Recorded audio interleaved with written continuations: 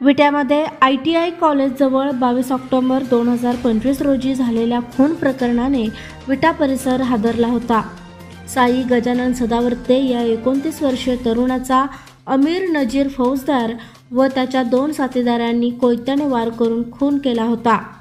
फिर्यादी पूजा साई सदावर्ते यांनी दिलेल्या तक्रारीनुसार साई सदावर्ते यांचे आरोपींच्या बहिणीसोबत अनैतिक संबंध असल्याचा संशय तसेच उसने पैसे मागितल्याच्या वादातून हा हल्ला झाला. भारतीय न्याय संहिता व आर्म्स ॲक्ट अंतर्गत विटा पोलीस ठाण्यात गुन्हा दाखल करण्यात आला.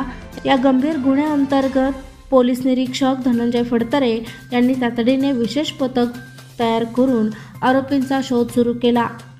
वडूज पोलिसांच्या मदतीने केवळ 1 तासाच्या आत गोपूस तालुका खटाव जिल्हा सातारा येथून आरोपी अमीर फौजदार, त्याचा आणखी एक साथीदार व एक अल्पवयीन मुलगा यांना ताब्यात घेण्यात पोलिसांना यश आले. वरिष्ठ अधिकाऱ्यांनी घटनास्थळी भेट देऊन परिस्थितीचा आढावा घेतला असून परिसरात शांतता अबाधित ठेवण्यासाठी पोलीस बंदोबस्त वाढवण्यात आला आहे.